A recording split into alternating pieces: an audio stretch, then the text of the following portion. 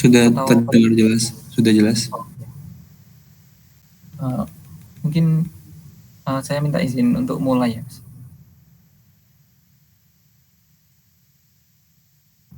Oh iya, baik.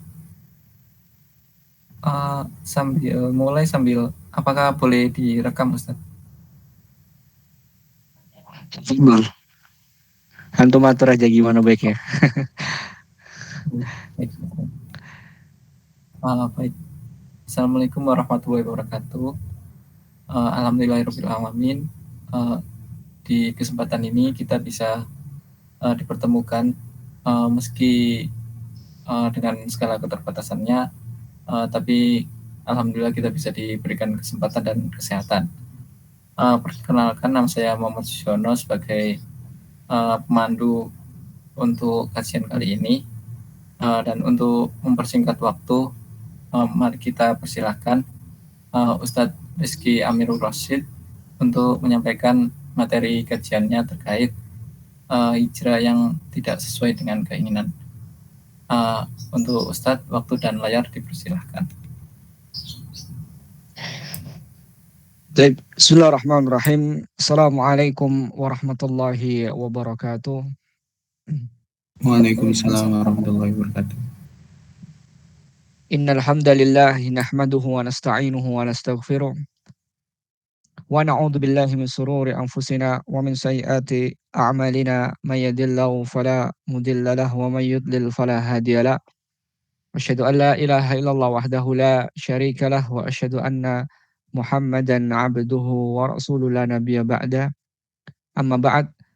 Allahumma nafi'na bima 'allamtana wa 'allimna ma yanfa'una wa zidna ilma. Allahumma inna na'udzu bika min 'ilmin la yanfa' wa min qalbin la yakhsha wa min nafsin la tashba' wa min da'watin la yustajabu laha. Teman-teman sekalian yang semoga senantiasa mendapatkan rahmat dari Allah Subhanahu wa taala.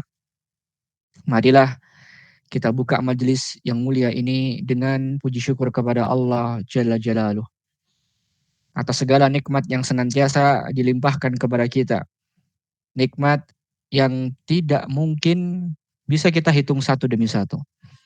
Nikmat yang senantiasa menyerap atau menyapa derap langkah kita, dan di antara nikmat tersebut adalah kesempatan untuk meraih hidayah. Kesempatan agar kita bisa istiqomah itu di antaranya adalah kita bermajelis ilmu, kita belajar di saat kondisi dunia yang seperti ini, ketika banyak sekali hal-hal yang berbau maksiat dan kezaliman, maka salah satu cara agar kita tetap di atas jalan yang benar adalah kita menuntut ilmu agama. Dan teman-teman sekalian yang dirahmati Allah Subhanahu wa taala, kita patut bersyukur akan nikmat yang satu ini. Oleh karena itu kita puji Allah Subhanahu wa taala di awal materi dan kajian kita pada siang hari ini, karena pahala yang Allah persiapkan kepada kita, dan yang paling penting adalah hidayah yang sangat mahal ini. Selanjutnya, salawat serta salam senantiasa kita curahkan kepada qudwah kita, uswah hasanah kita, Rasulullah sallallahu alaihi wasallam, beserta para keluarga beliau, para sahabat-sahabat beliau, dan orang-orang yang istiqamah berjalan di bawah naungan sunnah beliau sampai hari kiamat kelak. Teman sekalian dirahmati Allah Subhanahu wa taala, sebelumnya tidak tahu ini sudah ada yang kenal saya atau belum ya. Ada yang familiar wajahnya, melihat wajah saya, atau baru pertama kali ini? Masih baru pertama kali, Ustaz. Baru pertama. Yang lainnya juga baru pertama kali semua ya. Ya afwan Ustadz, belum pernah. Belum pernah ya. Baik. Baik, khair insyaallah. Jadi saya domisili di Sidoarjo ya. Nanti kalau teman-teman mau lebih kenal dekat lagi, insyaallah saya punya project namanya Muslim Positif. Kalau antum sering lihat Muslim Positif poster atau apa, ya itu project dakwah saya. Kalau yang belum nge-follow silakan bisa di-follow di Instagram, nanti insyaallah Di YouTube-nya juga banyak muka saya gitu ya. Kampus dengan Ustadz Kandir di Lipia Surabaya. Qadarullah pas mau lanjut ke Jakarta orang tua saya sakit, jadi saya sekarang udah melanjutkan di Stay Ali bin Abi Thalib di Surabaya. Baik, insya Allah tema yang kita akan bahas pada siang hari ini, kalau online ini saya nggak tahu nih hadir semua apa gimana ini ya. Semoga hadir semua. Ini nggak boleh nyalakan kamera ya teman-teman yang putra ya, biar saya tuh enak itu, nggak sama pengajian sama alam goib ya. Bisa sama Saudara Kadir ya. Eh, biasanya ini Ustadz, apa kalau nyalain kamera itu kuotanya biasanya tersedotnya kayak banyak gitu Ustadz. Oh gitu ya, baik-baik. Ya mahasiswa ya, Masya Allah. Saya pernah ngisi di mana? Oh di UNER ya. Ya, baik-baik. Oke, silakan nggak apa dimatikan. Cuma nanti harus siap ya, karena saya ini kajiannya interaktif. Jadi nanti kalau saya panggil pesertanya, saya baru pakai Google Meet soalnya biasanya pakai Zoom. Baik, insya Allah nanti saya interaktif. Jadi nanti minta tolong, nanti kalau seandainya saya bertanya siapapun ya, selain Mas MC atau Mas Sujono juga bisa menjawabnya. Baik, insya Allah pada kesempatan kali ini kita akan bahas terkait masalah hijrah ya, hijrah. Dan hijrah ini kan akhir-akhir ini kata-kata yang sangat populer gitu kan, bahkan menjadi gerakan positif sampai para artis-artis pun atau para musisi-musisi ya, ya mereka bersama-sama untuk kembali kepada Allah Subhanahu wa taala.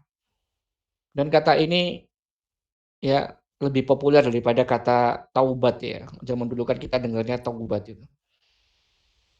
Tapi sebenarnya nggak ada masalah antara kata-kata hijrah dan taubat, itu sama-samanya dua kata tersebut adalah kata yang dipopulerkan oleh Allah dan Rasul-Nya. Jadi ini adalah hal yang positif. Tetapi yang akan kita bahas pada kesempatan kali ini, yang menjadi duduk masalahnya adalah harapan kita ketika hijrah. Itu apakah sesuai kenyataan yang kita jalani saat ini? Dan sudahkah kita tahu hakikat dari hijrah itu sendiri? Karena ingat, di dalam dunia ini, saya rasa semuanya ya, itu pasti ada aturan mainnya, ada aturan main. Dan banyak orang yang nggak tahu aturan main ketika kita memutuskan untuk berhijrah. Maka yang terjadi adalah angan kita berbeda dengan realita yang kita inginkan. Teman-teman sekalian yang dirahmati Allah Subhanahu wa taala, Rasulullah Shallallahu alaihi wasallam bersabda dalam hadis riwayat Imam Bukhari, "Al-muhajir man hajara ma haramallahu alaihi." Orang-orang yang meninggalkan, ya, yang dimaksud dengan orang yang berhijrah adalah orang-orang yang meninggalkan apa-apa yang diharamkan atasnya. Itu definisi apa? Definisi hijrah langsung dari Nabi Shallallahu alaihi wasallam. Dan saya rasa dari sini semua udah paham. Ya apa enggak? Atau mungkin ada pengertian yang lain. Ini pengertian sederhana ya. Hijrah itu intinya apa? Kita meninggalkan apa-apa yang diharamkan oleh Allah dan Rasul-Nya. Ya apa enggak? Ada yang punya pendapat lain pengertian hijrah?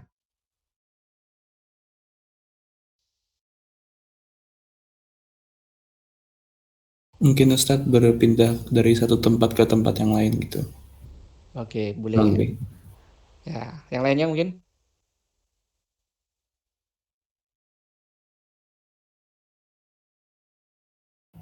Menjadi pribadi yang lebih baik, Ustaz. Menjadi yang lebih baik.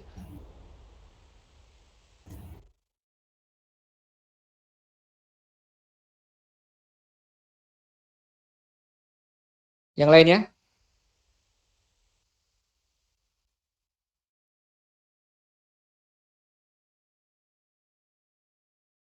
Ayo kita coba ada berapa nih? Ada 6, 7. Ada 7 ya, saya harap semuanya interaktif ya, termasuk teman-teman yang putri nggak ada masalah, kita diskusi ya. Ini saya sih lebih senangnya nyebutnya diskusi ya, sharing daripada pengajian, soalnya ilmu saya masih masih sedikit sekali gitu. Silakan, ada yang ngasih pengertian yang lain terkait masalah hijrah? Berubah jadi lebih baik, pindah, mungkin satu lagi, silakan dari teman-teman.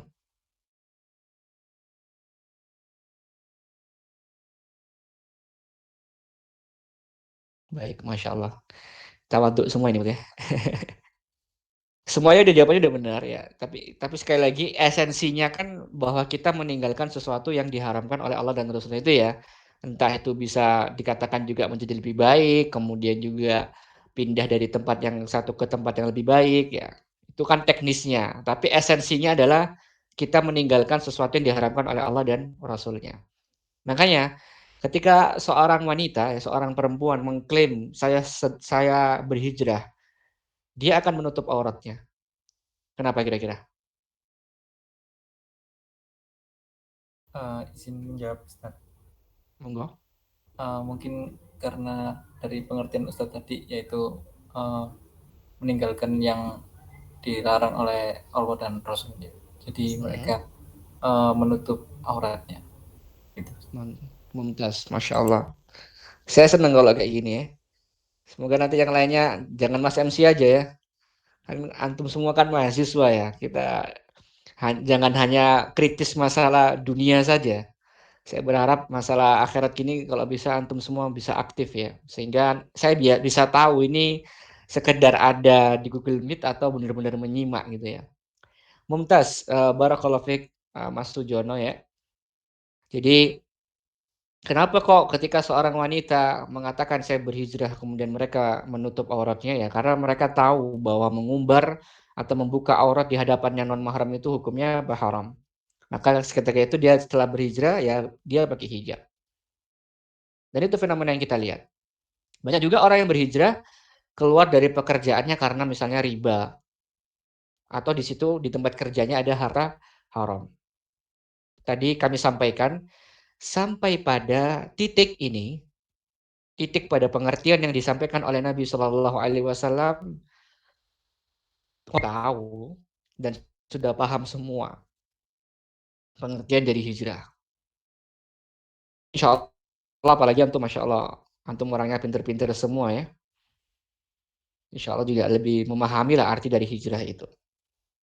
Akan tetapi teman-teman sekalian yang dirahmati Allah Subhanahu Wa Taala, setelah seseorang itu berhijrah, gitu kan, kemudian meninggalkan yang haram, dan segala konsekuensi-konsekuensinya. Dia tinggalkan masa lalunya, mungkin pergaulannya, mungkin pekerjaannya, atau mungkin komunitasnya, atau mungkin hobinya, lifestyle-nya, atau habit-nya, dan yang lain-lain.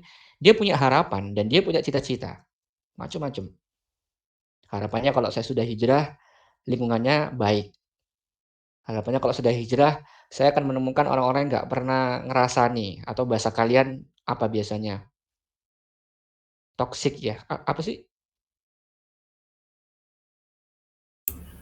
Temen Ya, yang apa? biasanya Apa? toxic gitu. Toxic ya.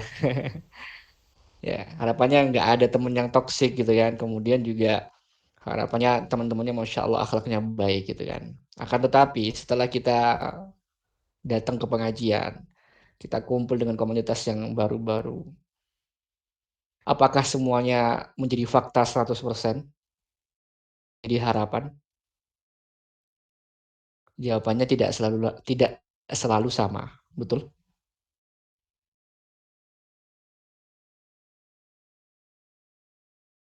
Benar ya? Sehingga apa? Ketika kita sudah memutuskan hijrah, ternyata yang kita harapkan itu nggak sesuai, nggak 100% seperti apa yang kita inginkan gitu kan. Akhirnya itu banyak yang nggak bertahan, banyak yang futur, banyak yang down. Kenapa? Karena realitanya itu berbeda dengan ekspektasinya. Sebelum kita hijrah, kita sering dengar ceramah, kalau kita balik ke agama, kita akan tenang, kita akan bahagia. Tapi ketika kita hijrah berantakan semuanya. Hadirin dan dirahmati Allah Subhanahu wa taala. Kita harus tahu beberapa hal ya agar kita bisa bertahan. Agar kita bisa tutup hijrah kita dengan husnul khatimah. Dan hal pertama yang harus kita ketahui, kita teringat sebuah firman Allah Subhanahu wa taala di dalam surat Al-Mu'minun ayat ke-30. Allah mengatakan a'udzubillahi minasyaitonirrajim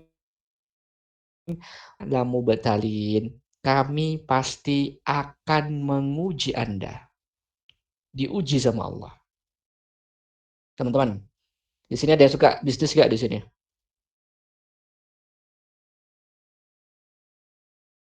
Ada yang suka bisnis, jualan, atau ikut seminar-seminar wirausaha? Ini jurusan apa ya, teman-teman yang ada di sini? Sebenarnya terbuka untuk umum ya Ustadz, tapi ini yang ada itu dari teknik elektro sama teknik infrastruktur sipil. Oh, Masya Jadi Allah. bisa dibilang isinya teknik gitu, mungkin dari kalau ekonomi nggak ada. Tapi pasti ada, nggak ada jiwa-jiwa kayak entrepreneur gitu, meskipun anak teknik. Ada nggak teman-teman di sini?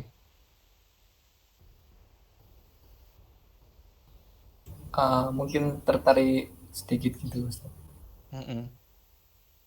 Iya, kita di dunia pergaulan atau di dunia bisnis ya, kita sering menerima sebuah quotes-nya itu tidak ada makan siang gratis. Ya, nggak ada yang gratisan gitu loh. Mana mungkin kalau kita pengen husnul khotimah kita dapat gratisan, kan nggak mungkin toh. Nggak bisa husnul khotimah itu didapetin secara gratis, nggak bisa. Makanya Allah uji dulu. Dan di dalam ayat ini, surat Al-Mu'minun ayat ke-30, Allah di sini pakai lam taukid. Pakai apa? Lam taukid. Lamu betalin. Ya, lamu betalin. Pasti Anda akan diuji. Makanya ketika Allah berbicara dengan hijrah, itu konteksnya nggak pernah nyantai, teman-teman. Ya, nggak ada orang habis hijrah langsung H+1 dibayar cash sama Allah, nggak ada. Orang hijrah ya karena niatnya mau nikah terus H+1 dapat jodoh yang solihah, nggak bisa. Orang hijrah pengennya langsung enak-enak nyantai duduk tenang nggak ada problem, nggak bisa. Di antara dalilnya bahwa ketika Allah berbicara tentang masalah hijrah itu nggak ada konteks yang santai. Antum dan antunna di sini coba buka surat Ali Imran ayat 195. Surat apa?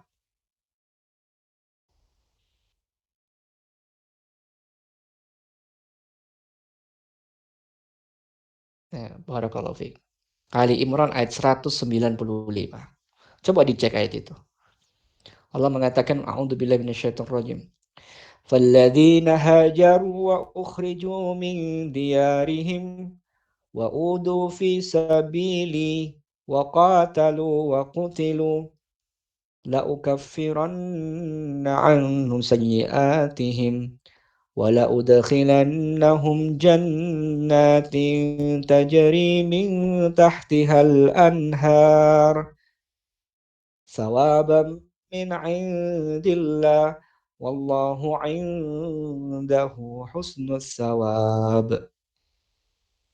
Kata Allah Subhanahu wa taala dalam surat Ali Imran ayat 195, "Falladzina hajaru." Maka orang-orang yang berhijrah.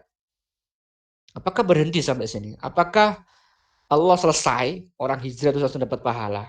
Kan enggak. Apa berikutnya? Yang pertama, wa ukhriju min diyarihim. Orang yang berhijrah itu akan diusir dari rumah mereka. Jadi kalau kita memutuskan untuk berhijrah nih, kemudian kita dijutekin dengan keluarga besar, disindir, dibilang orang sesat, dibilang orang aneh, dibilang teroris dan sebagainya gitu ya. Tetapi ketika kita lebaran kita tetap diundang, masih diajak makan, itu nggak ada apa-apanya teman-teman sekalian. Ya, masih belum ada apa-apa. Karena orang yang berhijrah itu bisa jadi dia akan diusir dari rumahnya. Makanya kan kita nggak heran. Ketika kita berhijrah, mayoritas orang yang berhijrah itu pertama kali dia akan mendapatkan kendala dari pihak mana? Dari orang-orang terdekat gitu, Lebih dari detailnya lingkungan. lagi.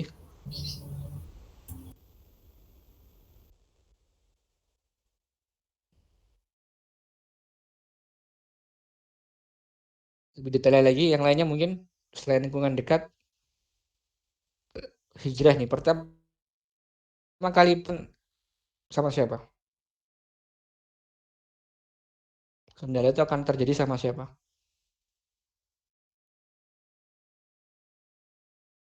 Ini gak turu kabeh kan ya? Enggak Ustaz. Kok gini kan enak Nadira, yo wis gak apa-apa lewat chat. Yo rek ojo koyo kuliah iki belajar agama yo. Lah kuliah gak apa-apa ya. Baik, oke. Mumtaz, ya ukhti Nadira, sahih dari keluarga. Makanya kenapa di dalam ayat ini pertama kali yang Allah cantumkan itu dikeluarkan dari rumah. Karena konsekuensi pertama kali yang kita rasakan kalau kita sudah berhijrah itu pertama kali itu ngefeknya itu mesti ke keluarga. Pasti itu gak mungkin gak. Sebelum ke yang lainnya ya. Sebelum ke teman kampus atau lingkungan sebelum itu semua. Pasti pertama kali problemnya ada di keluarga. Gitu. Akhirnya apa? Kita diusir dari rumah. Bisa jadi gitu kan. Kita yang masih muda misalnya, kalian yang masih kuliah ini terkadang setelah mengetahui bagaimana agama yang benar sesuai dengan pemahaman para sahabat misalnya, itu kita bingung gimana sih apa cara kita menghadapi orang tua gitu loh. Misalnya. Dan itu yang Allah firmankan, kita akan diuji. Kira-kira hijrah kita beneran nggak? Ya, maka bisa dipastikan kalau sudah memutuskan untuk berhijrah itu pasti ada masalah, akan ada konflik, akan ada tekanan gitu loh, akan ada serangan. Makanya setelah Allah sampaikan dalam Al-Quran ini diusir, apakah selesai? Apakah setelah diusir dari rumah kemudian kita mendapatkan reward dari Allah Subhanahu wa taala? Dapat penghargaan, dapat hadiah? Enggak. Allah lanjutkan di dalam ayat berikutnya, wa udhu fi sabili. Mereka yang berhijrah itu akan disakiti. Kenapa kok mereka disakiti? Karena mereka benar-benar berupaya tetap berjalan di jalanku, kata Allah Subhanahu wa taala. Nah, disakiti itu macam-macam, teman-teman. Mungkin fisik, perasaan, mental, gitu kan. Nggak gampang. Dijauhi sama teman-temannya, dikucilkan. Kalau orang sudah punya keluarga, misalnya dia nggak bisa makan, nggak bisa bawa keluarganya ke rumah sakit, gitu kan, yang sakit, karena nggak ada biaya. Kenapa kok bisa sampai seperti itu? Karena dia komitmen, saya cuma pengen cari harta yang halal, gitu kan. Maka dia akan tersiksa, merasa sakit. Apakah berhenti sampai sini? Enggak, Allah lanjutkan wa qatalu wa qutilu. Bahkan orang-orang yang berhijrah itu ada yang mereka perang bahkan terbunuh. Terkadang kita aja kalau sudah di-remove dari grup WA udah baper gitu ya. Ini nggak ada apa-apanya, terbunuh teman-teman sekalian. Padahal kita cuman share artikel yang ditulis seorang ustadz, tiba-tiba kita curhat gitu kan, Ustadz gimana sih Ustadz? Coba bayangin Ustadz, kita di-remove loh Ustadz gitu kan. Ya ngapain saya bayangin, saya juga banyak masalah gitu ya. Gitu ya. Itu nggak ada apa-apanya, cuma di-remove dari grup WA doang. Dalam ayat ini apa? Dibunuh. Nah kalau kita diserang aja sama orang-orang yang nggak suka ketika kita menjadi lebih baik, gimana mental kita? Terus kita mengatakan saya hijrah, saya hijrah, saya hijrah. Bukan begitu. Bukan begitu hijrah. Orang-orang hijrah itu kalau harus berperang, mereka berperang. Tentu saja dengan kaedah yang benar ya. Dengan rambu-rambu syar'i. Bukan yang tanpa kaedah. Sebagaimana banyak yang kita lihat pada saat ini, semoga Allah memberikan hidayah kepada kita dan mereka semua. Muda juga harus cari guru yang benar. Ojo cukup untuk antum diajari apa? Gowo bom antum bom bunuh diri ku juga bener. Maksud dari apa? Dari orang-orang yang berhijrah itu harus berperang terus mereka berangkat bukan itu. Ya tentunya sesuai dengan kaidah syar'i. Dan kalau sekarang sih, ya sekarang perperangan kita itu bukan dengan senjata gitu kan, tapi dengan pemikiran. Makanya kalian harus belajar dengan baik agar kalian bisa terselamatkan pikiran-pikiran dari yang tidak sesuai dengan apa yang diajarkan oleh Allah dan Rasul-Nya. Jadi teman-teman sekalian yang dirahmati Allah Subhanahu wa taala, orang hijrah itu terbunuh itu siap. Yang penting di jalan Allah gitu kan. Nah, hijrah itu memang berat. Hijrah itu bukan klaim. Hijrah itu bukan personal picture yang kita lihat sekarang artis-artis ya. Hijrah tapi ya tiga bisnis ya podo ae. Quote yang indah, hijrah itu berat, gak mudah. Baru setelah mengalami cobaan-cobaan itu Allah mengatakan la ukaffiranna anhum sayyi'atihim. Baru Allah akan ampuni dosa-dosanya. Dan pasti Allah ampuni dosa-dosanya. Sawabam min indillah.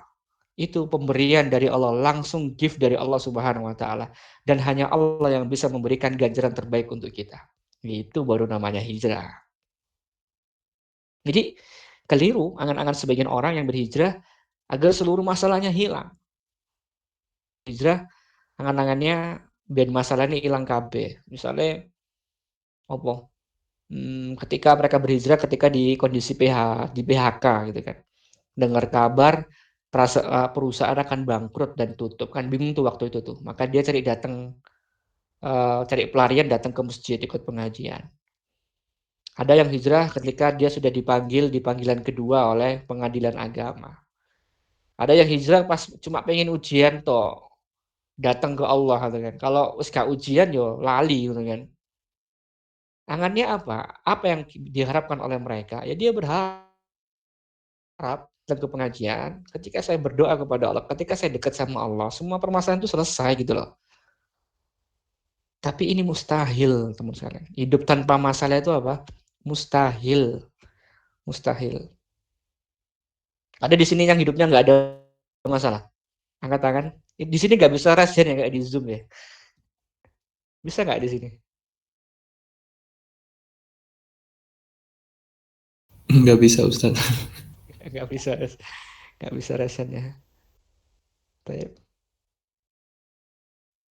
Ada yang hidupnya nggak ada masalah? Saya pengen tahu sih. Ada nggak di sini? Tak panggil satu-satu yo, Mas Jono. Antum hidup gak ada masalah. Apa ada masalah? Banyak Ustaz. Ada Mas Alifuddin Akbar.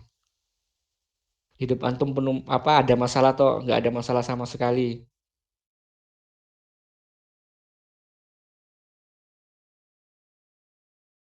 Nih, tidur ke kamar mandi atau apa ini?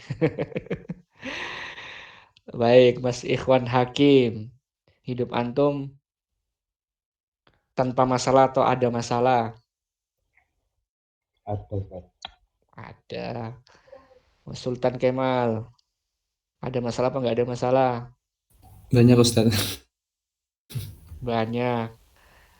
Mbak Putih Syifa bisa dijawab lewat chat kalau nggak mau lewat mikrofon. Hidupnya sampean banyak masalah apa nggak ada masalah? Ya. Hati emot nangis bisa nih. Mas Rafli Raihan. Hidup antum tanpa masalah apa ada masalah? Alhamdulillah banyak. Ini siapa ini? Ini nggak bisa ngelebar ya. Kok di Zoom itu kan bisa di ini ya. Siapa ini ya, Mbak? Sing nang gunung ki sapa ya? Namanya siapa ini? Mas Afiar Yusuf. Nah, hidup antum ada masalah apa? Nggak ada masalah? Ada Ustaz. Ada ya. Mbak Nadira. Punya apa hidupnya penuh masalah apa nggak ada masalah Mbak Nadira? Ada. Semua kita pasti ada masalah. Nggak mungkin mustahil hidup itu apa? Nggak ada masalah itu mustahil. Ya, mustahil sekali. Oleh karena itu teman-teman sekalian yang dirahmati Allah Subhanahu wa taala, ini yang harus kita pahami bersama. Ya. Ya Allah Ustaz, semakin saya hijrah itu Ustaz, semakin banyak Ustaz ujiannya. Ya iya. Allah tadi udah katakan, ukhriju min diyarihim wa udu fisabili wa qatalu wa qutilu. banyak sekali, banyak masalah, dan itu emang harus siap gitu loh. Ya, jadi datang ke pengajian atau mungkin wajah ustadznya itu ya. Ya enggak, itu sama aja. Banyak misalnya saya di sini beringas-beringis itu dikira karena masalah, ya bodoh. Kita sama, kita manusia. Kita sama-sama manusia, saya bukan malaikat juga. Sama banyak masalahnya gitu. Nabi itu kan pernah ngomong dalam hadis Tirmidzi. Beliau itu pernah gambar kotak gitu kan, terus dikasih garis. Lalu beliau bilang, garis itu masalah. Terus pindah ke garis berikutnya masalah lagi. Terus pindah ke garis berikutnya masalah lagi. Masalah lagi. Sampai nanti anti klimaksnya. Itu namanya kematian. Dan itulah kehidupan dunia. Itu kehidupan dunia. Tapi bedanya, setelah kita hijrah, masalah itu kita pandang bukan sebagai masalah. Bisa dipahami nggak teman-teman sana? Bisa ya? Jadi setelah kita tahu ilmu agama, kita hijrah, kita pandang masalah itu masalah. Tapi masalah itu sebagai apa? Ujian. Sebagai ujian. Kira-kira kita benar gak nih? Ori apa KW gitu. Benar gak kita hijrah itu karena Allah atau karena manusia? Benar gak kita hijrah itu benar-benar cari akhirat atau ngincer dunia? Kalau ngincer dunia kan sama aja, cuma beda panggung, beda kostum, tapi tetap pengen eksis ya sama aja. Sama aja. Berani nggak ninggalkan semuanya karena aku, kata Allah SWT. Kita akan diuji dan kita akan diuji sesuai dengan kapasitas kita masing-masing. La yukallifullahu nafsan illa wus'aha, kata Allah. Hadirin dirahmati Allah Subhanahu wa taala, ini yang harus kita camkan. Ini yang harus kita renungkan. Hakikat dari hijrah itu adalah ujian, ujian, ujian, ujian, ujian, ujian sampai datang kematian. Dan itu firman Allah Subhanahu wa taala. Dan itu perjalanan Nabi kita Muhammad sallallahu alaihi wasallam, dan bukan hanya Nabi Muhammad, semua para nabi juga kayak gitu. Itu sunatullah. Kalau ingin instan ya Nabi nggak mungkin dong hijrah dari Mekah ke Madinah. Ya apa enggak? Sekali lagi, simbol atau ikon hijrah itu apa? Hijrahnya Nabi ke Madinah. Ya apa enggak?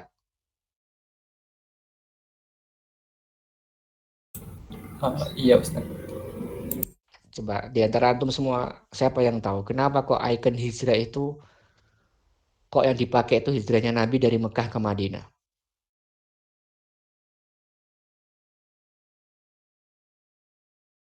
Yang bisa dapat hadiah. Ada yang di Sidoarjo juga rumahnya sini. Hadiah buku dari saya. Buku yang saya terjemahkan dari pengajar Masjid Nabawi. Nanti saya sampaikan ke panitia, silakan. Siapa yang tahu jawabannya kenapa simbol atau ikon hijrah itu yang dipakai itu hijrahnya Nabi dari Mekah ke Madinah?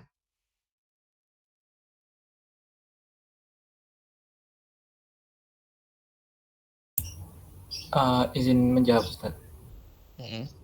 Silakan.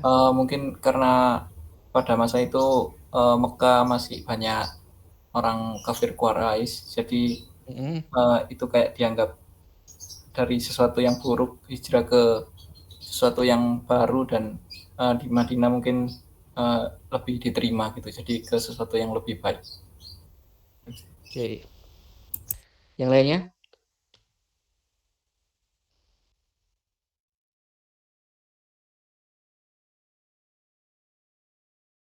Teman-teman Putri mungkin, silakan. Kenapa kok ikon hijrah itu yang dipakai dalam Islam itu adalah hijrahnya Nabi dari Mekah ke Madinah?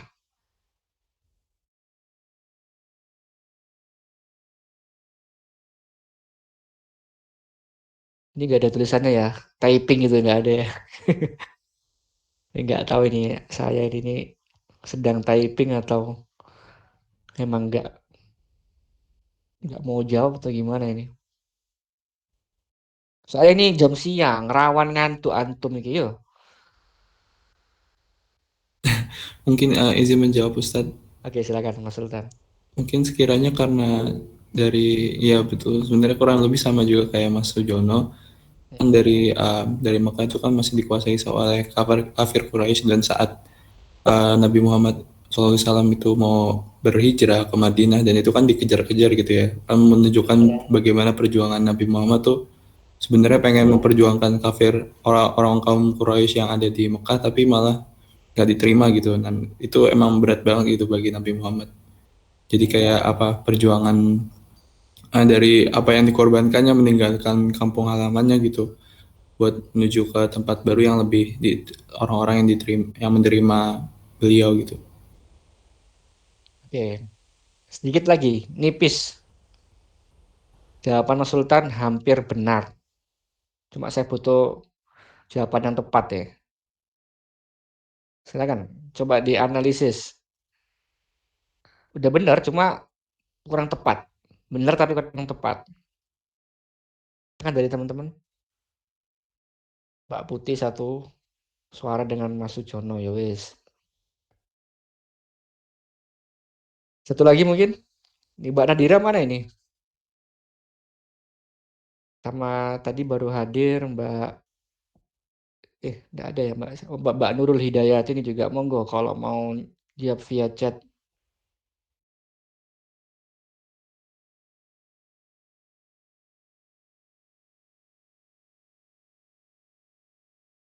Udah? Udah ada mentok? Baik. Kenapa? Mas Rafli? Oke, monggo, monggo, monggo. Siap, siap, monggo.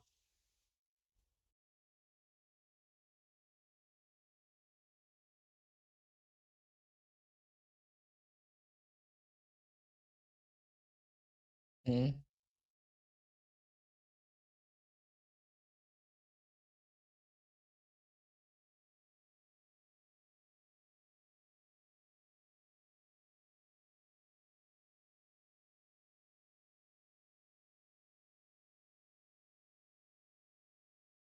Hmm.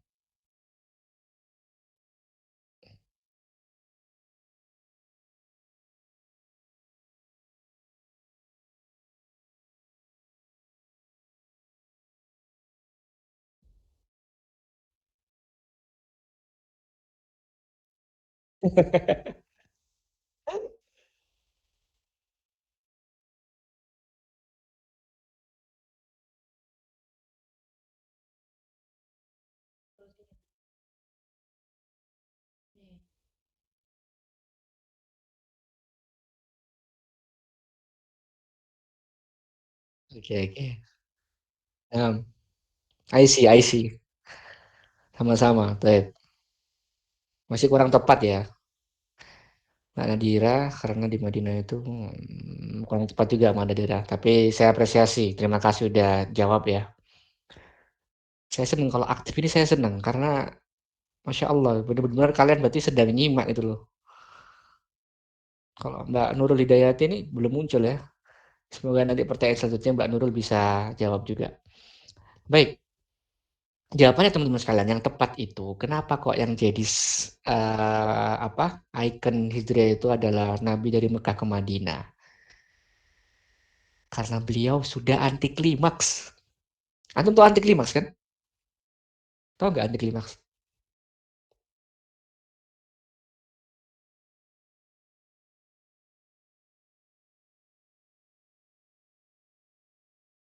Tahu nggak anti klimaks teman-teman?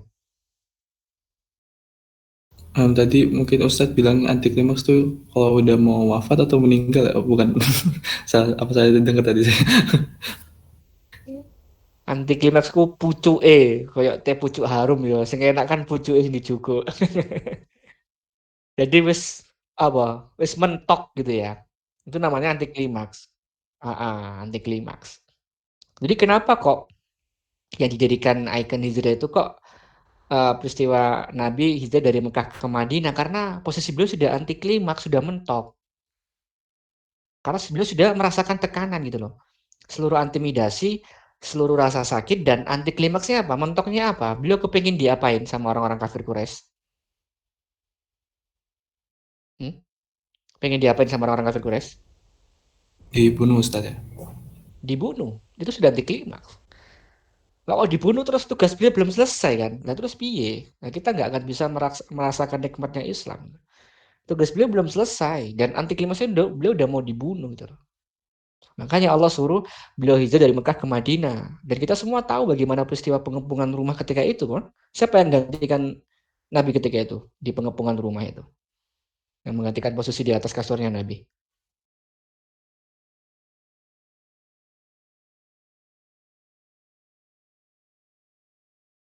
Ada yang tahu?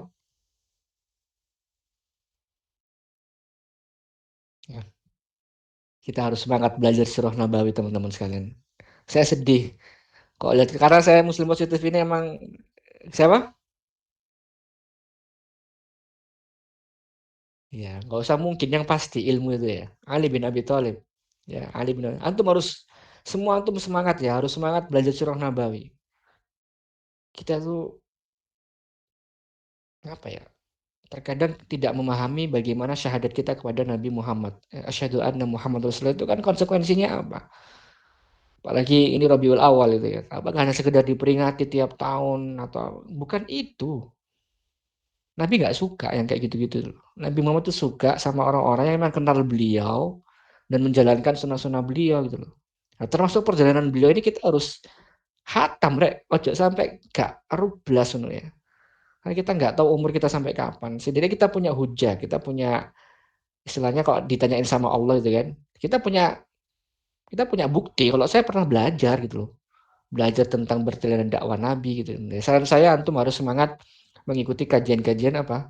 Surah Nabawi. Dan di Mekah itu dakwanya 13 tahun teman-teman sekalian. Jadi kalau ditanya berapa lama Mas, berapa lama Mbak mengalami tekanan dan lain-lain setelah hijrah? Ya Ustadz baru 3 bulan. Aduh 3 bulan mah nggak ada apa-apanya gitu. Nggak ada apa-apanya. Nabi 13 tahun. Emangnya ketika itu Allah nggak bisa tolong Nabi secepat mungkin? Bisa kan? Bisa aja. Kenapa kok Nabi harus melewati fase dicela, dicaci, dimaki, dibilang orang gila, dibilang dukun, dibilang segala macam, sampai bahkan diboikot 3 tahun lo bayangin. Antum pernah nggak diboikot? Antum hijrah nih, terus antum diboikot nggak boleh beli makanan di Indomaret, di Alfamart gitu. Pernah nggak kayak gitu?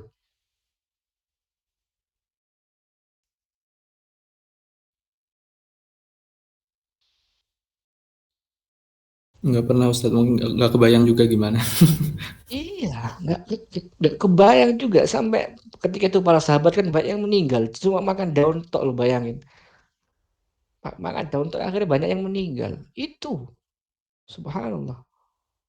Makanya kalau orang bilang Ustaz kita pandemi, ekonomi kita lesu, ya benar sih emang ekonomi kita turun, tapi alhamdulillah kan sudah mulai naik ya. Tapi kan kita ketika kemarin itu pandemi bukan sampai pada titik yang dirasakan oleh Nabi Shallallahu Alaihi Wasallam. Ini beliau nggak bisa makan apa-apa 3 tahun loh bro, 3 tahun loh. Kita pandemi berapa? 2 tahun kan? Itu pun terkadang masih dapat bantuan, dapat ini dan itu ya. Meskipun memang sebagian ya kok kita doakan semoga pemerintah kita benar-benar bisa berbuat adil yang merata bantuannya. Tapi ala kulihal, alhamdulillah masih bisa menikmati makanan kita. Dan itu beliau biasa aja gak ngeluh gitu loh. Apalagi ketika Nabi di Taif dilemparin. Dan ngelemparin tuh, yang ngelemparin siapa? Anak kecil. Jadi penguasa Taif pemerintahnya itu memerintahkan lemparin Muhammad dan usir dari sini sama anak kecil. Bayangin kalau antum jalan berkilo-kilo, jalan kaki loh ini ya. Nyampe di sana harapannya dikasih es cau, es tape gitu ya. Es degan, seger iki soalnya jalan kaki, pegel rek panas di atas padang pasir. Ah paling nang kono kok dikei apa kayak minuman apa sudah gembira tau. Gitu kan. Ternyata wis sampai sana gak dikasih apa-apa malah dilempari malah diusir. Dan yang ngusir tuh anak kecil bayangin. Itu bukan hanya sakit secara fisik ya, yang kita pernah dengar tuh sampai berdarah, bercucuran darah, tapi juga beliau sakit secara psikis. Jadi benar-benar direndahkan gitu loh. Karena apa? Yang ngusir tuh bukan penguasanya. Anak kecil yang ngusir antum, bayangin. Penghinaan kan itu, ya apa enggak? Ya apa enggak? Iya Ustadz. Iya kan? Ini saya delay dah. Saya ngomong delay enggak? Enggak Ustaz, lancar kok. Lancar ya? Iya. Baik. Kok antum responnya 5 detik setelahnya? Baik. Itu penghinaan teman-teman sekalian. Analoginya gini. Antum landing ke Halim Perdana Kusuma ya. Terus tiba-tiba pas antum datang, yang ngusir Pak Jokowi. Kira-kira seneng apa enggak? Enggak, Ustaz. Oh, kenapa kok enggak? Karena gimana ya? Langsung pemimpinnya langsung yang ngusir. Nggak seneng? Enggak seneng. Oke, yang lainnya mungkin punya cara pandang yang lain, secara pandang yang berbeda. Silakan sampaikan pendapatnya. Ayo, ini kayak kuliah tenanan nih, mikir. Ada yang bisa menyampaikan cara pandang selain dari seperti yang dikatakan Mas Jono?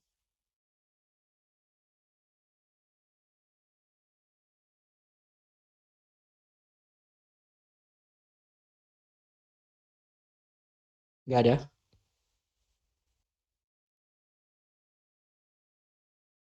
Baik. Masya Allah ya di sini. Tawaduk semua ya. Cara pandang yang lain, itu kita lihat gini loh, Mas Jono. Kita ya memang diusir tuh nggak enak lah, ya malu lah. Tapi kita lihat dari sisi yang lain, bayangin, yang ngusir kita tuh presiden. Yang ngusir kita siapa? Presiden. Ya kita pasti bangga dong Mas Sujono meskipun kita nggak mau diusir ya. Tapi ngapain sampai sekelas Pak Jokowi yang ngusir kita, yang langsung turun ngusir kita? Kan beliau punya ajudan, ya apa enggak? Kan beliau punya bawahan. Kenapa nggak nyuruh bawahannya aja? Kenapa kok harus Pak Jokowi yang turun? Itu menunjukkan apa? Ada yang tahu? Ini mungkin Ustaz. Rasa hormat atau mungkin sebaliknya mereka merasa terlalu takut gitu. Iya, ya gini loh. Kalau kita diusir sama presiden, berarti kan kita orang terhormat loh. Meskipun diusir ya, tapi kan yang ngusir presiden. Kalau antum diusir sama ajudan sama bawahannya Pak Jokowi, ya kan malu jelas, malunya malu banget. Tapi kalau yang ngusir presiden kan masih ada rasa bangga, Masya Allah, rek, Pak Jokowi ngusir saya gitu ya. Bang, di sini ya. Itulah. Ya, tapi di itu yang ngusir Nabi itu anak kecil. Makanya Nabi sempat down ketika itu. Nabi sempat down. Pulang itu terus gak mau dakwah lagi, akhirnya Allah mengutus para jin kan ketika itu untuk didakwahi Nabi dan jinnya masuk Islam sehingga Nabi punya semangat lagi. Ya itu wajar manusia, siapa yang nggak down digituin teman-teman sekalian. Gitu ya. Baik. Jadi sampai bahkan di Taif itu kita dengar cerita juga apa? Nabi Muhammad itu ditawari oleh malaikat untuk meluluh lantakan apa? Taif. Dan Nabi bilang apa? Enggak. Jangan. Saya masih berharap dari tulang sumber mereka ada generasi yang hanya beribadah kepada Allah Subhanahu wa taala. Allahu akbar. Allahumma shalli ala Muhammad wa ala ali Muhammad. Itu Nabi kita sallallahu alaihi wasallam. Bayangkan. Lembut sekali hatinya. Ya, makanya teman-teman sekarang yang dirahmati Allah Subhanahu wa taala, apa susahnya sih Allah mengutus malaikat untuk menjadi security Nabi gitu kan. Pas panbi gitu. Pasukan pengaman Nabi gitu. Bisa apa enggak? Bisa.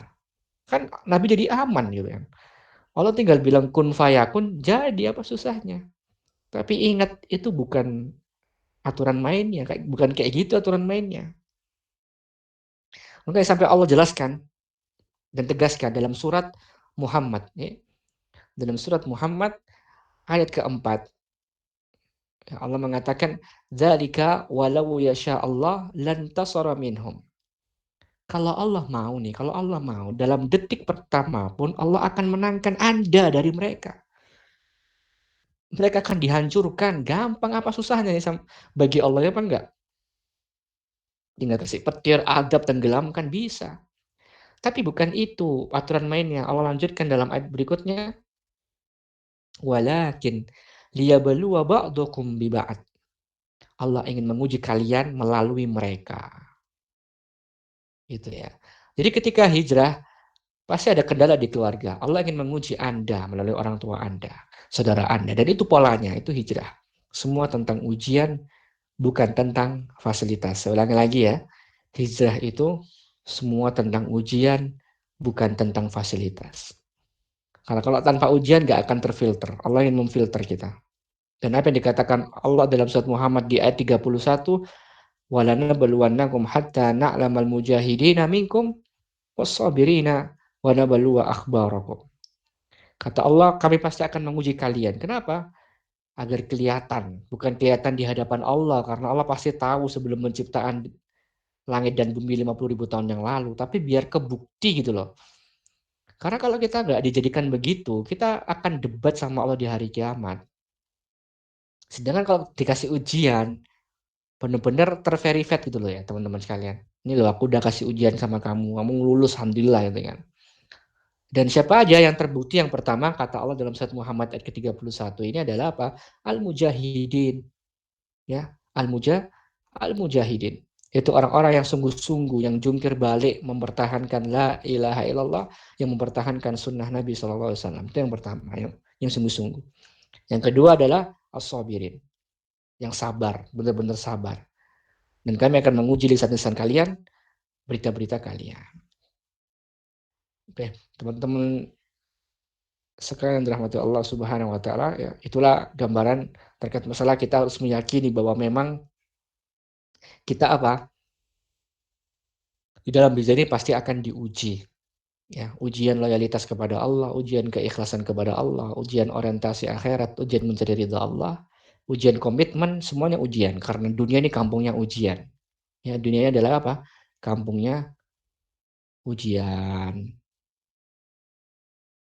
Ya, dan saya kasih tips sedikit ya sebelum kita tutup, insya Allah. Maka bagaimana ketika kita melihat Ustadz ternyata hijrah itu nggak seperti apa yang kita inginkan gitu loh, nggak seperti yang kita harapkan. Yang pertama adalah tolong hijrahnya yang ikhlas dan jujur. Allah mengatakan dalam surat Al-Baqarah ayat 218, "Walladzina hajaru wa jahadu fi sabilillah, ulaika yarjuna rahmatullah." Orang-orang yang berhijrah dan berjihad di jalan Allah, mereka itu adalah orang-orang yang mengharapkan rahmat Allah. Ikhlas, ikhlas.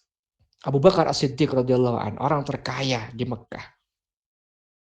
Kalau dia nggak jujur hijrahnya, dia nggak mungkin bisa meninggalkan harta dan keluarganya di Mekah. Khalid bin Walid, panglima terkeren. Ya, menurut saya itu terkeren. Panglima terkeren, nggak ada yang bisa mengalahkan Khalid bin Walid. Itu orang hijrah dan dia ikhlas. Bahkan beliau punya julukan apa? Khalid bin Walid, ada yang tahu? Khalid bin Walid punya julukan apa?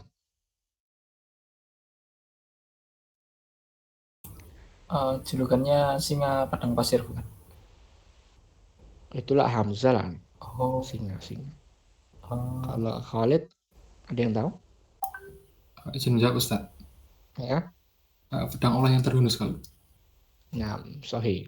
Ya, atau lebih bahasa Arabnya adalah Syaifullah ya. Pedang Allah. Makanya kalau kita lihat sejarah Khalid bin Walid, dia nggak meninggal ketika perang kan? Nggak ada Khalid bin Walid meninggalnya pas perang. Beliau kan meninggalnya di atas kasur. Sakit. Bukan pas ketika perang. Dan itu, beliau kan panglima nih. Panglima dipakai terus zaman Nabi, zaman Abu Bakar, pas zamannya Umar bin Khattab dicopot sama Umar. Diganti sama Abu Ubaidah bin Jarrah. Baper? Enggak.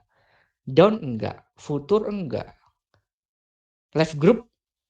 Enggak. Oh, enggak ada ya? Enggak ada grup WA dulu. Enggak. Karena bukan itu tujuannya. Ikhlas. Ya udah, kalau enggak ditunjuk apa? Enggak ada masalah gitu loh. Jadi yang kita perhatikan adalah masalah ikhlas. Ikhlas dan jujur.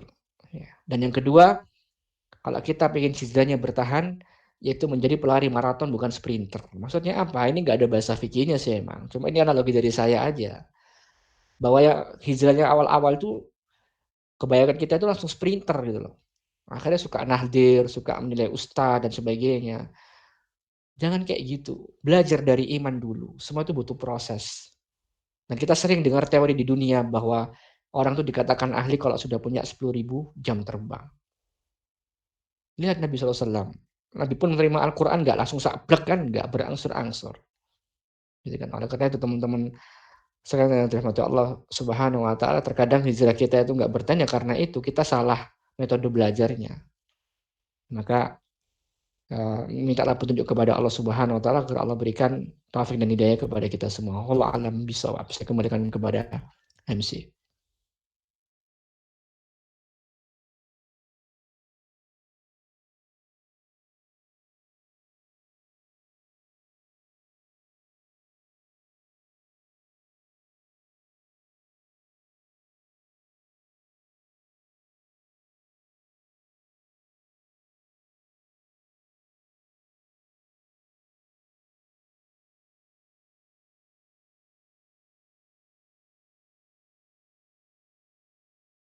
Silakan Mas MC, Mas Jono. Saya kembalikan kepada antum. Ya, terima kasih Ustadz. Mohon maaf tadi koneksinya agak delay gitu. Mungkin selanjutnya ini sesi tanya jawab, mungkin dari teman-teman ada yang ingin dikeluh kesahkan atau mungkin ingin bertanya terkait materi yang sudah disampaikan oleh Ustadz Rizky, bisa on mic menyampaikan secara langsung atau mungkin bisa menyampaikannya lewat kolom chat gitu.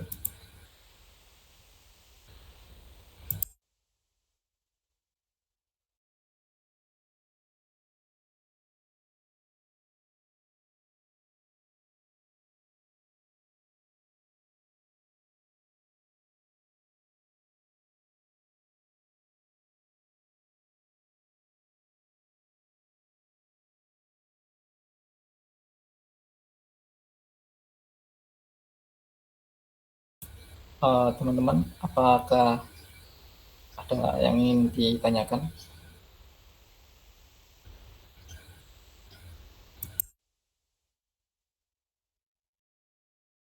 Assalamualaikum Ustadz. Mohon maaf mungkin bisa izin bertanya ya Ustadz. Waalaikumsalam warahmatullahi wabarakatuh. Naam, tafadhol. Jadi kan terkait yang tadi Ustadz bilang kalau dalam berhijrah tuh ibaratnya sebagai suatu lari maraton yang sangat panjang banget dan bukan lari sprint gitu ya Ustadz. Nah, mungkin pertanyaannya kan tadi sebenarnya Ustadz juga udah tambahin tips and triknya dalam hijrah untuk dalam jangka panjang itu seperti apa. Nah, kan misalnya dalam maraton itu pastinya ada di saat-saat kita lagi down atau lagi turun atau lagi futur atau bagaimana. Nah, mungkin kan kadang kan daunnya tuh bisa lama turun terus atau kayak gimana dan naiknya lama juga atau kayak gimana. Nah, mungkin saran dari Ustaz seperti lebih baiknya tuh bagaimana supaya kita kayak futurnya tuh sebentar aja terus naik lagi bisa cepat atau kayak gimana Ustaz. Terima kasih. Sama-sama. Baik, pertanyaan yang sangat bagus Mas Sultan ya. Ya, kita pahami bahwa memang manusia itu adalah makhluk sosial ya. Kita nggak bisa lepas sama manusia yang lain gitu ya.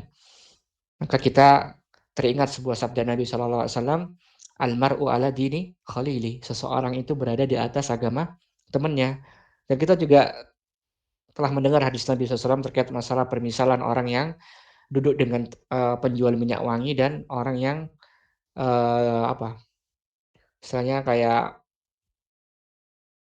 usaha-usaha yang berkaitan dengan masalah api lah gitu ya. Saya lupa istilahnya bahasa Indonesianya apa itu ya.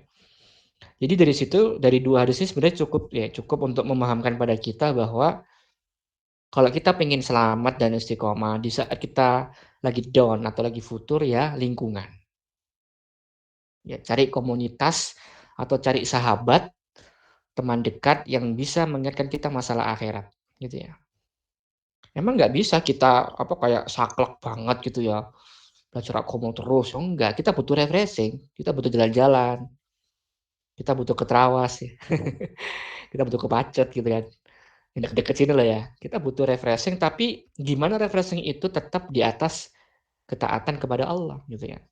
Nah, maka yang pertama tentunya yaitu tadi kita harus cari teman dekat, cari sahabat atau cari komunitas yang bisa melindungi kita dari hal itu gitu loh. Jadi paham di sini ya. Ya di antaranya juga bisa gabung di Muslim Positif. Promosi saya malah. Gitu ya, misalnya itu misalnya. Kalau di Surabaya ada silakan. Kamu dengan komunitas apa itu kan. Itu yang pertama. Yang kedua tentunya kita nggak bisa lepas dari yang namanya doa. Ya makanya Nabi saja, Nabi yang sudah pasti masuk surga, yang hatinya dibersihkan sama malaikat Jibril ketika kecil ya, wis bersih ku atine wis kana kotoran. Itu masih senantiasa berdoa kepada Allah yang nggak pernah ditinggalkan doanya apa? Ya muqallibal qulub, tsabbit qalbi ala dinik, atau dalam riwayat yang lain yang musarrifal qulub, sarrif qalbi ala taatik. Jangan pernah tinggalkan doa ini. Ya, karena apa? Karena sekelas Nabi aja yang udah kayak gitu nggak pernah ninggalin, apalagi kita yang bukan Nabi gitu loh. Bisa dipahami nggak sampai sini? Saya rasa dua hal ini saya nggak perlu banyak-banyak ya. Dua hal ini praktekkan saja, insya Allah nanti Mas Sultan akan merasakan efeknya yang sangat luar biasa ya. Itu sih insya Allah. Dan mungkin satu lagi ya, yang terakhir ya. Yang ketiga, kalau lagi futur, usahakan tetap beramal soleh ya. Misalnya punya kegiatan bantu orang atau bagi-bagi makanan, soalnya itu juga akan memperbaiki kondisi kita sih. Seperti ketika lagi futur. Wallahu a'lam bishawab.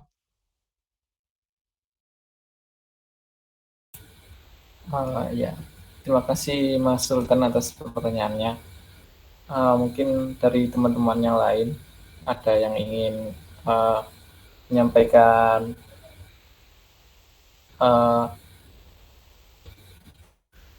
kondisi ketika berhijrah gitu. Kalau MC gitu, apa boleh tanya Ustaz? Iya nggak apa-apa, fadhil. Oh iya, ini kadang itu kan kalau serunya ketika berhijrah itu kan kalau kita melakukannya itu bareng-bareng gitu loh, kayak lebih mudah. Nah, tapi kadang kan ada waktunya gitu, karena entah terpisah kayak harus sekolah di mana atau harus kuliah di mana, sehingga hijrahnya kita itu kadang turun karena nggak ada temannya gitu. Apa dari Ustadz ada saran gitu bagaimana harus menjalaninya gitu. Iya. Jadi seperti yang saya sampaikan tadi, intinya adalah ikhlas jujur ya. Ketika kita ikhlas, kita jujur, kelemahannya kalau bareng-bareng tuh gitu, kita jadi nggak ikhlas gitu kan. Karena temen lah itu istilahnya kan. Meskipun memang mungkin teman kita menjadi wasilah untuk kita mendapatkan hidayah dari Allah ya. Tapi ikhlas jujur itu harus dipupuk terus setiap hari gitu kan. Sehingga apa? Kita nggak mungkin dong ngandelin teman kita harus hidup 24 jam sama kita ya kan. Atau sekelas Nabi, kalau Nabi disuruh hidup terus ya nggak mungkin. Makanya kan sampai Umar nggak percaya kan, marah kan Umar bin Khattab. Siapa yang bilang Muhammad meninggal tak beli dengan bahasa Jawa lah kayak ngono kan. Nggak bisa kita kalau ngandelin manusia. Jadi berarti perlu ditata lagi niat kita, ikhlas tadi dan jujur. Saya rasa kalau kita ikhlas dan jujur, bagaimanapun kondisi dan waktu yang berubah, kita akan tetap. Gitu kan. Termasuk tadi ketika mungkin kita pas lagi SMA sama teman-teman, pas kuliah kita beda wilayah atau apa, itu sebenarnya saya rasa nggak akan berpengaruh signifikan sih sama hijrah kita. Kalau selama kita tadi ikhlas dan jujur. Maka pertama kali memang yang harus dilatih itu ya manusia itu jangan pernah berharap dari manusia. Kita nggak akan bisa pernah puas. Kita nggak akan pernah mendapatkan hal yang lebih kalau kita berharap pada manusia. Apalagi masalah hijrah ini, maka tata lagi niatnya. Ingat teman-teman kita yang di samping itu cuma sebagai wasilah. Ya, reminder buat kita. Tapi sebenarnya semua dikembalikan kepada diri kita sendiri. Hijrah nih kan. Jadi insya Allah apapun kondisinya dari waktu, lingkungan atau apa, selama kita niat sih insya Allah nggak akan berpengaruh. Dan kalau masalah lingkungan bisa dicari kan teman-teman sekalian. Sekarang kan sudah sosmed. Kita tahu dari sosmed mana aja nih tempat-tempat yang mengajarkan kita kepada sunnah Nabi Shallallahu mudah seperti itu. Dan orang yang memahami agama dengan baik, sunnah dengan baik, saya rasa tidak memutus ya. Oh, kamu kan duduk koncoku, kamu dulurku, kamu bukan dari daerah sini, enggak. Seluruhnya ya. Tidak dikelompok-kelompokkan, tidak istilahnya fanatik dengan dia sendiri. Kalau ada yang seperti itu ya jauhi aja, nggak benar berarti kalau kayak gitu. Yang benar adalah harusnya welcome. Siapapun itu selama muslim, saudara muslimnya, maka diterima dengan baik. Wallahu a'lam bishawab. Iya, baik Ustaz. Terima kasih jawabannya. Mungkin selanjutnya dari teman-teman yang lain untuk pertanyaan terakhir gitu.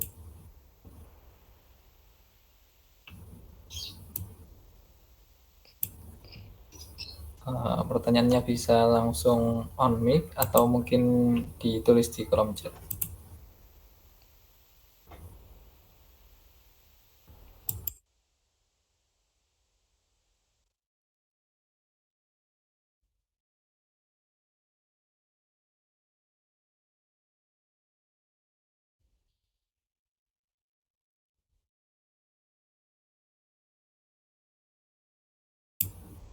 Baik,